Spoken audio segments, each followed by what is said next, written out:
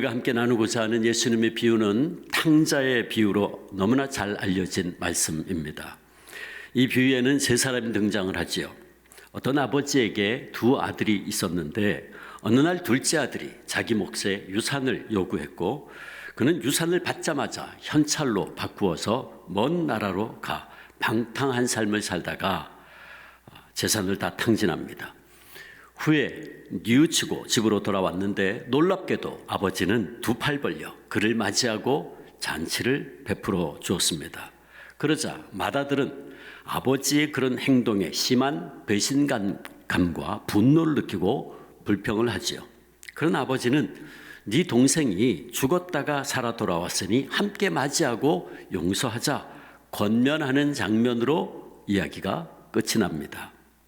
그동안 교회는 이 세 인물들 가운데 탕자였던 둘째 아들에게 주로 초점을 맞춰왔고 이 비유의 제목을 탕자의 비유라고 불러왔습니다. 그러나 사실 이 비유는 누구에게 초점을 두느냐에 따라서 명칭이 달라질 수 있습니다. 성경학자 예레미야스는 아버지에게 초점을 두고 이 비유를 아버지의 사랑에 관한 비유다라고 말했고 랭커라고 하는 성경학자는 맏아들의 초점을 두어서 기뻐하지 않는 형의 비유라고 불렀습니다. 그러나 이 비유가 포함되어 있는 누가복음 15장 전체의 주제가 잃어버린 것의 회복입니다. 잃어버린 것의 회복이에요. 그러니까 잃은 양의 비유, 잃은 드라크마의 비유, 잃은 아들의 비유, 이 세 가지 비유가 있죠. 주제는 잃어버린 것의 회복입니다. 그러므로 누가복음 15장 전체의 주제가 잃어버린 것의 회복이고 예수님도 이 이야기를 탕자의 비유라고는 부르지 않고 다만 어떤 사람에게 두 아들이 있는데 라는 말로 시작하는 것으로 보아 이 비유는 잃어버린 두 아들의 비유로 부르는 것이 가장 적합할 것입니다. 팀 켈러는 그의 책 탕부 하나님, 저 책입니다. 저 책은 여러분 꼭 읽어보면 좋겠어요. 아주 간단합니다. 저 책에서 이 비유에 대해서 이렇게 말합니다. 예수님은 성경 전체의 이야기와 인류의 이야기를 잃어버린 두 아들의 비유에 멋지게 압축하셨다라고 하면서 우리에게 주는 이 비유가 우리에게 주는 다양한 메시지를 전하는데 그 내용이 참 은혜스럽고 우리의 모습을 돌아보게 하는 것이어서 제가 앞으로 5주 동안 오늘부터 이 내용을 중심으로 잃어버린 두 아들의 비유에 대한 말씀을 깊이 있게 나누고자 합니다. 그리고 오늘은 그 첫 시간으로 이 비유를 전체적으로 보면서 잃어버린 두 아들의 비유가 우리에게 주는 메시지를 듣고자 합니다. 먼저 이 비유의 배경을 보면 이렇습니다. 이 비유는 사실 예수님을 향해서 수군거리면서 비난했던 그 당시 종교 지도자들인 바리새인과 서기관들에게 하신 말씀입니다. 1, 2절 보면 모든 세리와 죄인들이 말씀을 들으러 가까이 나오니 바리새인과 서기관들이 수군거려 이르되 이 사람이 예수님이 죄인을 영접하고 음식을 같이 먹는다 하더라 라고 말씀합니다. 여기 영접했다는 말은 어떤 사람의 가치를 인정하며 긴밀한 관계를 갖는다 하는 뜻입니다. 그러니까 이 말은 진심으로 상대를 존중하는 마음으로 맞이하는 것을 의미해요. 그러기에 예수님은 그들과 함께 식사도 하신 겁니다. 고대 근동 지역에서 함께 먹는다는 것은 상대방을 수용한다는 뜻입니다. 그리고 그들과 같은 부류가 된다 하는 뜻입니다. 예수님의 이런 모습을 그 당시 종교 지도자들은 이해할 수가 없었죠. 그들이 보기에 1절 보면 죄인들이라죠. 죄인들. 죄가 뭡니까? 하마르티아라는 말인데 이 죄인들은 하마르툴루스 그랬어요. 죄라는 거는 하마르티아라는 말은 화살을 쐈는데 그 관역에서 빗나갔다 그런 뜻입니다. 그러니까 하마르툴루스라는 말은 죄인들이라는 말은 하나님의 뜻에서 어긋난 사람들, 하나님께서 맞추려고 하신 목표에서 벗어난 삶을 사는 사람들, 그걸 말하는 거예요. 그런데 이 종교 지도자들이 보기에 저런 죄인들과 함께 어울리는 예수님은 너무나 문제가 많아 보인 겁니다. 그래서 본문 2절 보면 그들은 예수님을 보고 수군거렸다 그랬어요. 여기 수군거렸다는 말은 원망하며 투덜거린다 하는 뜻입니다. 바리새인과 서기관들은 매국노인 무리들, 이 세리들과 또 죄인들과 함께 먹고 마시고 지내는 예수가 너무나 못마땅해 보였죠. 그래서 예수님을 향해 원망하면서 투덜거린 겁니다. 그리고 예수님은 이렇게 당신을 향해 비아냥거리고 원망하고 불평하는 바로 그 바리새인과 서기관들에게 이 비유를 말씀하기 시작한 거예요. 3절 보면 예수께서 그들에게, 서기관과 바리새인들에게 비유로 이르시되, 예수님은 그들에게 세 가지 잃어버린 것에 대한 비유를 말씀했어요. 조금 아까 말씀드린 것처럼 잃어버린 양, 잃어버린 드라크마, 잃어버린 아들들에 대한 비유를 말씀하세요. 그러니까 예수님은 종교 지도자들이 비난하고 정죄하던 그 죄인들, 그 잃어버린 사람들을 찾으러 오셨다 하는 것을 그들에게 가르치고자 이 비유를 말씀하신 거예요. 누가복음 19장 10절 보면 예수님께서 왜 이 세상에 오셨다고요? 인자가 온 것은 잃어버린 자를 찾아 구원하려 함이라 말씀했어요. 그러므로 우리가 알아야 하는 것은 잃어버린 두 아들의 비유는 사실 세리와 죄인으로 대표되는 둘째 아들이라기보다는 맏아들로 대변되는 그 당시 종교 지도자들을 향해 하신 말씀이었습니다. 그런데 그동안 교회는 이 비유를 가르칠 때에 주로 회개하고 돌아온 둘째 아들 탕자에게 초점을 맞추었던 것이었죠. 그래서 팀 켈러는 이 책에서 이 비유의 관역은 제멋대로 사는 죄인들, 즉 둘째 아들이 아니라 매사에 성경의 규정대로 행하는 종교적인 사람들, 맏아들, 바리새인들이라고 지적을 합니다. 자, 이제 우리는 이 비유의 배경과 예수님께서 왜 이 비유의 말씀을 하셨는지 알게 됐죠. 그리고 이 비유에서 등장하는 사랑의 아버지는 결국 하나님 아버지를 비유하는 것이고, 집 떠나 방탕한 삶을 살다가 회개하고 돌아온 둘째 아들은 그 당시의 세리와 죄인들, 그리고 맏아들은 그 당시 종교 지도자들인 바리새인들과 서기관을 비유하는 것을 분명히 알게 됩니다. 그리고 이 두 아들은 각각 다른 모습으로 사랑하는 아버지, 즉 하나님으로부터 멀어지는 모습을 우리에게 보여주고 있습니다. 이제 우리는 첫째 아들과 둘째 아들에 대해서 포괄적으로 알아보고 그들의 모습이 우리에게 주는 영적 메시지가 무엇인지 생각해 보겠습니다. 먼저 둘째 아들에 대해서 생각해 보겠습니다. 이 둘째 아들은 그 당시 하나님을 떠나 죄악된 삶을 살던 사람들, 즉 세리와 죄인들로 대표되는 사람들입니다. 그들은 하나님의 말씀 율법을 준수하지도 않았고 종교적인 유대인들이 따르던 정결의식의 규율도 지키지 않았습니다. 한마디로 그들은 팀 켈러의 말대로 제멋대로 사는 죄인들이었습니다. 이 비유의 둘째 아들처럼 그들은 하나님의 말씀에 불순종하고 아버지의 사랑과 은혜를 저버리고 집을 떠나 마음대로 허랑방탕한 삶을 살았어요. 자, 그러므로 이 비유에 나오는 둘째 아들은 제멋대로 사는 전형적인 인물입니다. 그는 자유분방했고 자기 주장이 강한 사람이었죠. 그래서 자기 뜻대로 자기 인생을 살고 싶었습니다. 마침내 그는 아버지로부터 독립해서 자기 마음대로 살고자 아버지에게 재산 중에 자기의 몫을 달라고 요청을 했지요. 12절, 아버지여, 재산 중에서 내게 돌아올 분깃을 내게 주소서. 당시 율법에 의하면 신명기 21장 17절 말씀에도 나와 있는데, 아버지가 사망할 때에 큰 아들은 작은 아들에 비해서 유산을 2배 받을 수 있었습니다. 그러니까 큰 아들은 아버지 재산의 3분의 1을, 둘째 아들은 3분의 1을 받도록 되어 있습니다. 이게 율법입니다. 그는 바로 그 유산을 지금 달라고 요청을 한 거죠. 사실 둘째 아들의 이 요청은 그 당시 문화에서는 충격적인 것입니다. 왜냐하면 자식이 부모의 유산을 물려받는 것은 그 부모가 죽었다는 것을 전제하기 때문입니다. 그러므로 자식이 살아계시는 부모에게 유산 분배를 요청하는 것은 그건 다른 말로 이야기하면 아버지가 죽기를 바란다 하는 말과 같습니다. 따라서 둘째 아들의 이런 요구는 아버지의 가슴에 못을 박는 그런 행위나 마찬가지였죠. 아마도 예수님의 이 비유를 들은 최초의 청중들은 이 둘째 아들의 요구에 대한 말을 들었을 때 경악했을 겁니다. 그 당시 문화에서는 용납될 수 없는 일이었거든요. 그러므로 이런 상황에서 아버지가 취했어야 할 마땅한 행동은 둘째 아들을 호되게 야단치고 그를 집에서 내쫓는 것입니다. 그게 상식이었어요. 그러나 어찌된 일인지 이 아버지는 그러기는커녕 오히려 그의 요구대로 재산을 나누어 주었습니다. 그래서 둘째 아들은 며칠이 안 돼서 그 재산을 다 모아가지고 먼 나라로 떠났죠. 고대 근동지방에서 가장 중요한 재산은 주로 땅입니다. 논밭, 부동산이지요. 근데 이 아들이 분배받은 모든 것을 다 팔아서 현금으로 바꾸어 떠나버린 겁니다.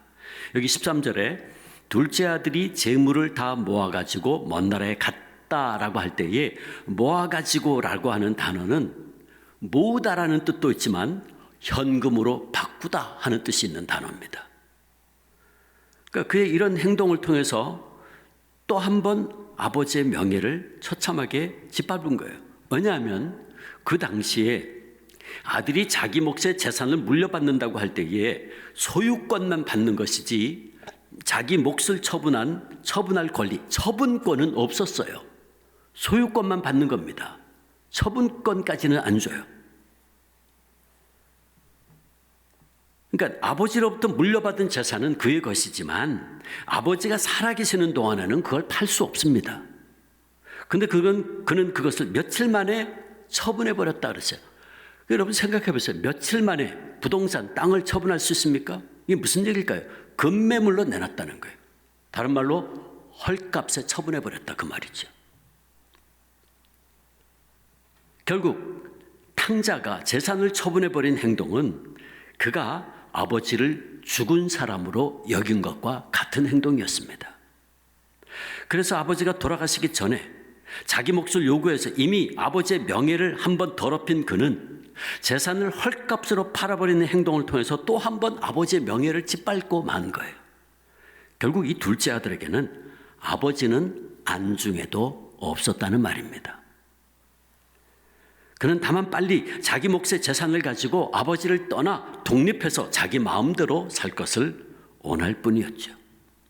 우리가 이 둘째 아들에 대해서 앞으로 자세히 말씀을 나누겠지만 결국 이 둘째 아들이 우리에게 주는 메시지를 한마디로 말하면 그는 하나님을 떠나 무엇이든 자기 뜻대로 하고자 하는 사람을 대표한다는 사실이에요. 아버지와의 관계를 끊고 자신의 인생을 자기 마음대로 살고자 하는 사람, 하나님과의 관계를 떠나서 자신의 생명과 재능과 모든 것의 주인은 나라고 자기라고 주장하는 사람들, 이들이 바로 오늘 본문의 둘째 아들인 겁니다. 그는 하루라도 빨리 자신의 몫의 재산을 가지고 자기 뜻대로 쓰면서 살고 싶었어요. 아버지의 권위 아래 속박되어 있는 것을 못마땅해 하면서 거기서 벗어나 자기 스스로가 인생의 주인공이 되고 싶었던 겁니다. 팀 켈러는 그의 책에서 이 둘째 아들의 길을 가리켜 조금은 멋있는 말로 표현을 했는데 그는 말하기를 비유 속의 동생은 자아 발견의 길을 대변한다 그랬어요. 그리고 오늘날 이렇게 자아 실현을 추구하며 사는 사람들이 많다고 지적합니다. 그리고 그들은 이 사람들은 주로 이렇게 말한다 그랬어요. 무엇이 내게 옳고 그른지를 정할 수 있는 사람은 나뿐이다. 나다. 나는 내가 살고 싶은 대로 살면서 거기서 나의 참 자아와 행복을 발견할 것이야. 이렇게 말한다는 거예요. 그러나 사랑하는 성도 여러분, 바로 여기에 이 둘째 아들의 근본적인 문제가 있습니다. 그것이 무엇입니까? 우리는 결코 우리 인생의 주인이 될 수 없습니다. 우리는 결코 하나님을 떠나서 살 수 없습니다. 내가 내 인생의 주인 되어 살면 우리는 결국 이 둘째 아들처럼 잃어버려진 상태로 떨어지고 말아요. 그는 아버지의 품을 떠나 모든 것을 자기 뜻대로 하길 원했어요. 자기가 삶의 주인 되어 살길 원했어요. 누구의 간섭도 받기 싫고 무엇이든지 내가 원하는 대로 하기를 원했어요. 그러나 그 삶의 결과는 무엇이었습니까? 독립과 성공과 자아실현과 행복을 위해서 아버지를 떠났지만 그에게 다가온 것은 실패와 절망과 고통과 허물밖에 없었어요. 이런 탕자의 삶에 대해서 일찍이 예레미야 선지자가 이렇게 지적한 바 있습니다. 예레미야 2장 13절. 다 같이 읽어볼까요? 같이 시작. 내 백성이 두 가지 악을 행하였나니 곧 그들의 생수의 근원되는 나 하나님을 버린 것과 스스로 웅덩이를 판 것인데 그것은 그 물을 가두지 못할 터진 웅덩이들이니라. 둘째 아들은 아버지를 떠나 하나님을 떠나 자기 스스로 자기 인생을 개척해 가려고 했지만 터진 웅덩이에 물 붓기처럼 아무리 갖다 붓고 또 부어도 사라지고 또 사라지는 그런 허무한 인생, 잃어버리는 인생을 살게 되었다 하는 것이죠. 사랑하는 주 안의 성도 여러분, 우리 인생들은 하나님 아버지를 떠나서는 결코 아무것도 할 수 없어요. 내가 내 인생의 주인공 되어 살려고 하는 것보다 더 어리석은 모습은 없습니다. 오늘 우리의 삶의 모습에는 여전히 혹은 때때로 이 둘째 아들과도 같은 모습은 없습니까? 이제 첫째 아들을 생각해 보겠습니다. 그 당시 바리새인들과 서기관으로 비유되는 이 첫째 아들은 어려서부터 배운 전통과 윤리를 소중히 지켰고 아버지 말씀에 늘 순종하며 살려고 노력했습니다. 그는 눈에 띄게 무엇을 잘못한 일이 없는 아들, 규칙을 잘 지킨 아들, 그리고 아버지의 농장에서 열심히 일한 아들이었습니다. 그러므로 그에게는 아버지의 재산을 가지고 집 떠난 동생은 아주 나쁜 자식이고 용납할 수가 없었습니다. 그러나 아버지는 탕자가 돌아왔을 때 무조건적으로 영접하고 환영했어요. 이에 맏아들은 당황스러웠고 분노했습니다. 그러나 아버지는 탕자에게 제일 좋은 옷을 입히고 손에 가락지를 끼워주고 발에 신을 신겨주었어요. 여러분, 이런 모든 행위가 뭘 의미하는 줄 아세요?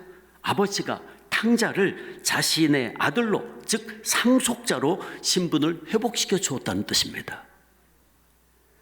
그런데 이 일은 맏아들의 입장에서 보면, 자 보세요, 이미 재산이 3분의 2로 축소되어 있는데 이제 그것에서 또 3분의 1을 빼앗기게 된 것을 의미합니다. 그러므로 그의 계산으로는 이건 천부당 만부당한 일이었고 결코 의롭지 않은 일이었어요. 맏아들의 입장에서 보면.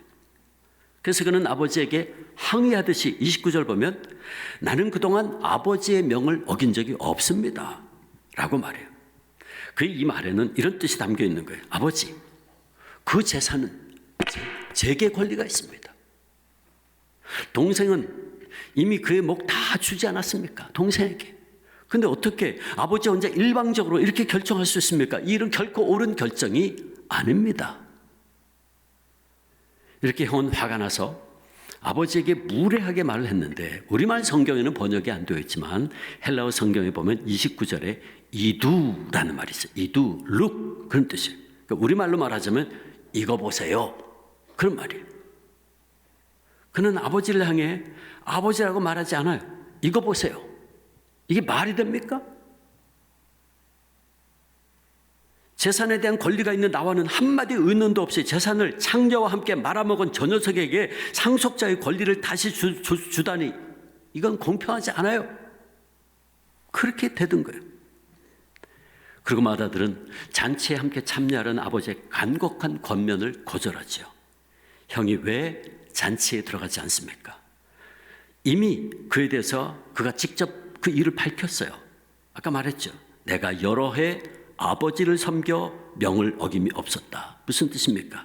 한마디로 자기의입니다. 자기의. 자기는 그동안 아버지 말씀에 다 순종했다는 거예요. 그러나 나는 권리가 있다는 거예요. 나는 자격이 있다는 거예요. 팀 켈러 목사는 이에 대해서 이렇게 말합니다. 맏아들을 아버지의 잔치에 동참하지 못하게 막은 건 그의 악이 아니라 의였다. 여기서 이 맏아들과 관련해서 매우 중요한 단어가 등장했죠. 의, 자기의 의. 그렇습니다. 우리가 이 맏아들에 대해서도 다음에 자세히 말씀을 나누겠지만 이 맏아들의 문제를 가장 분명하게 표현하는 말은 자기의입니다. 이 맏아들에 해당되는 바리새인과 서기관들은 하나님의 율법을 늘 묵상하고 그대로 순종하며 살려고 노력했어요. 그리고 열심을 다해 하나님을 예배했고 금식하고 헌금하며 기도하는 경건한 삶을 살았죠. 그리고 그런 율법적이고 경건한 행위를 자신들의 커다란 의로 여기고 있었어요. 이 마다들이 자기가 아버지의 명을 어김이 없었다라고 주장하면서 자신의 의를 내세웠듯이 바리새인들은 율법을 문자적으로 지키는데 전력을 다했고 그것을 자신들의 커다란 의로 여겼다 하는 것입니다. 그래서 예수님은 그런 바리새인들을 향해서 누가복음 18장 9절 보면 자기를 의롭다고 믿고 다른 사람을 멸시하는 자들이다 라고 지적하신 거예요. 이렇게 자기 의에 사로잡혀 있던 바리새인들은 자신들이 하나님의 율법에 순종하고 종교적인 사람, 경건한 사람, 그리고 의로운 사람이 되려고 노력했다는 이유만으로 자신들은 하나님의 복을 받아 마땅하다고 생각했어요. 아니, 그들은 하나님께서는 탕자와 같은 죄인들은 벌하시고 자신들에게는 복과 은혜를 베푸셔야 할 의무가 있다라고 생각했어요. 그리고 자신들에게 그런 복을 받을 권리가 있다고 믿었습니다. 바로 이런 뜻이 내가 여러 해 아버지를 섬겨 명을 어김이 없었다라는 형의 말 속에 담겨져 있는 겁니다.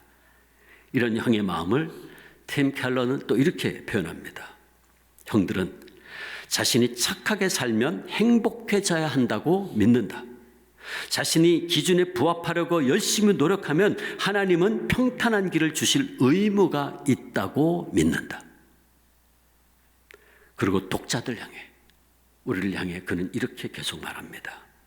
당신도 하나님께 순종해 착한 사람이 되려고 열심히 노력했다는 이유로 그분이 당신에게, 하나님이 당신에게 복과 도움을 베푸셔야 할 의무가 있다고 믿는다면 예수님은 당신을 돕는 자가 될지언정 당신의 구주는 아니시다. 당신 스스로 구세주 역할을 하고 있는 것이다. 사랑하는 성도 여러분, 어떻습니까? 오늘 내 속에는 이런 형과 같은 모습이 숨어 있지는 않습니까? 우리는 때때로 내가 거룩하게 살고 내가 말씀대로 살려고 노력하고 하나님께 순종하면 바로 그런 나의 모습을 보시고 하나님께서 나에게 복 주셔야 한다고, 그리고 나는 하나님의 복을 받을 만한 충분한 자격이 있다고 생각하지는 않습니까? 그렇다면 내 속에 마다들이 있는 겁니다. 유진 피터슨이 쓴 비유로 말하라, 저 책입니다. 저 책을 보면 오늘 이 비유에 대해서 잃어버린 형제들이라는 제목으로 해설을 했는데, 그는 이 책에서 자기가 청년 시절에 무릎 수술을 받았던 경험에 대해서 소개합니다. 그는 유명한 존스 홉킨스 병원에서 무릎 관절 수술을 받고 입원해 있던 중 포도상규군에 감염이 돼서 거의 죽을 뻔했습니다. 의원병에 걸린 겁니다. iatrogenic disease라는 건데, 이 의원병이란 병원에서 의사로부터 치료받는 과정에서 걸리는 질병이나 질환을 의미합니다. 북미주에서는 병원에 입원해서 오히려 엉뚱한 다른 병을 얻는 경우가 많다고 그래요. 근데 유진 피터슨은 말하기를 미국의 많은 교회 안에도 마찬가지로 이 의원병과 같은 비슷한 일이 일어나고 있다는 겁니다. 저는 이 문제가 오늘 우리 한국교회에도 있다라고 생각이 돼요. 유진 피터슨은 이것을 경건병이라고 불렀습니다. 그는 이 말을 의원병에서 유추해서 만들었는데 헬라어로 유세비아, 거룩한, 경건한, 독실한 이런 뜻입니다. 그러므로 이 경건병이란 나는 경건하다는 자기 의에 사로잡혀서 남을 함부로 판단하고 비판하는 증세를 말합니다. 그런데 유진 피터슨은 의원병이 치료가 일어나는 장소인 병원에서 가장 흔하게 걸리는 병이듯이 이 경건병은 의와 관련된 장소, 즉 교회에서 예배나 성경 공부나 기도 모임에서 가장 자주 걸리게 되는 병이라고 지적을 합니다. 참 의미 있는 지적이에요.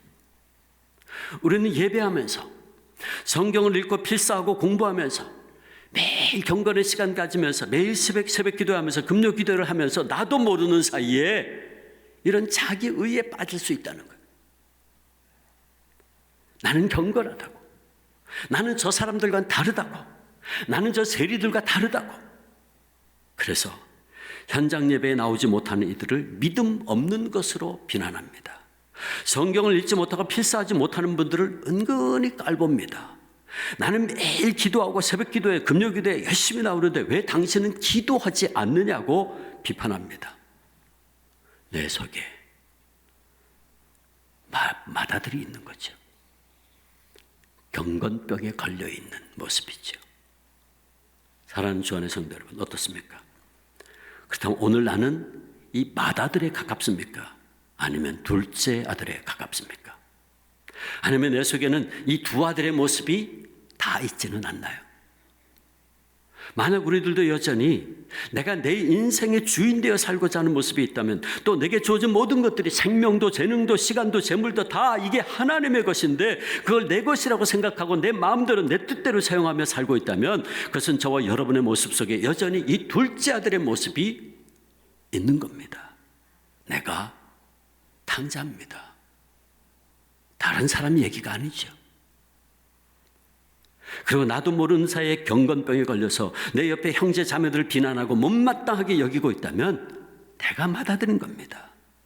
맏아들은 가산을 탕진하고 돌아온 둘째 아들과는 당연히 다르죠. 그래요, 맞아요, 다르지만 그러나 그 속사정을 보면 아버지의 마음을 온전히 알지 못하고, 아버지께서 죽었다가 내 아들 네 동생 돌아왔는데 받아들여야 되지 않냐 하는 그 아버지의 마음, 그 마음 온전히 알지 못한 채 자신의 의만 내세운 겁니다. 내세우는 자입니다. 몸은 아버지와 함께 있지만 실상은 그 마음은 아버지를 멀리 떠나 있었어요. 집안의 탕자였죠. 그렇다면 우리가 오늘 본문을 통해 깨닫는 것은 무엇입니까? 첫째 아들은 아버지 곁에 있었으니 잃어버린 아들이 아니고 집 나간 둘째 아들만 잃어버린 아들입니까? 아니면 둘째 아들은 회개하고 돌아왔지만 첫째 아들은 아버지 곁에서 자기 의를 내세웠으니 첫째 아들이 잃어버린 아들입니까? 여러분, 제가 설교를 시작하면서 오늘 본문 등장인물이 3명이라 그랬어요. 우리는 둘째 아들과 첫째 아들에 대해서 생각해 보았어요. 그럼 남은 한 명의 등장인물은 누구죠? 아버지요. 아버지. 그러면 오늘 본문은 이 아버지의 시각으로 바라보아야 돼요. 아버지의 눈으로는 첫째 아들과 둘째 아들 모두 다 잃어버린 아들들입니다. 그래서 팀 켈러도 비유 속에 잃어버린 아들은 하나가 아니라 둘이다. 둘 다 아버지의 마음을 멀리 떠난 잃어버린 아들이었다고 지적을 합니다. 그래서 제가 오늘 설교 제목을 잃어버린 두 아들의 비유라고 잡은 거예요. 이제 다음 주부터 더 자세히 둘째 아들과 첫째 아들에 대해서 살펴보겠지만, 우리는 이 비유를 통해서 맏아들과 둘째 아들이 어떻게 하나님 아버지 앞에서 잃어버린 자가 되었나를 오늘 보았어요. 그렇습니다. 오늘 말씀에 나오는 이 두 아들은 하나님 앞에서는 동일하게 잃어버린 자들이고, 예수님께서 찾기 원하시는 잃어버린 자들입니다. 또 자신의 삶을 돌이켜 아버지께로 돌아가야 할 자들이죠. 말씀을 정리합니다. 여러분, 누가복음 15장 전체의 주제는 잃어버린 것의 회복이라고 말씀드렸어요. 잃어버린 양, 잃어버린 드라크마. 그리고 오늘 비유에 나오는 잃어버린 두 아들의 비유를 통해 우리가 깨닫게 되는 것 역시 이 두 아들의 회복입니다. 초점은 여기 있어요. 회복이에요.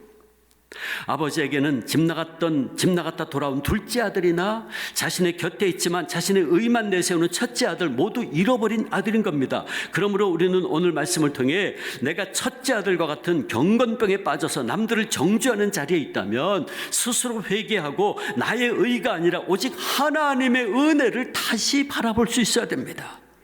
또 둘째 아들과 같이 내 인생을 내 마음대로 내 뜻대로 살고자 하나님의 곁을 떠났다면 그 자리에서 발걸음을 돌이켜 하나님 곁으로 돌아와야 하는 것입니다. 그래야면 우리 아버지께서는 맏아들도 둘째 아들도 기쁨으로 맞이해 주실 겁니다. 우리를 회복시켜 주실 것입니다. 그리고 너희들을 잃었다가 얻었으니 너희들 둘 다 잃었다가 얻었으니 즐거워하고 기뻐하자 말씀하시고 우리에게 천국 잔치를, 기쁨의 잔치를 베풀어 주실 것입니다. 바라기는 잃어버린 두 아들의 모습을 통해서 오늘 나 자신을 우리가 돌아오기를 간절히 애타 기다리시는 아버지 앞으로 온전히 돌아가서 아버지께서 우리에게 베푸시는 기쁨의 잔치에 계속해서 동참할 수 있는 저와 여러분 되시기를 주님의 이름으로 축원합니다.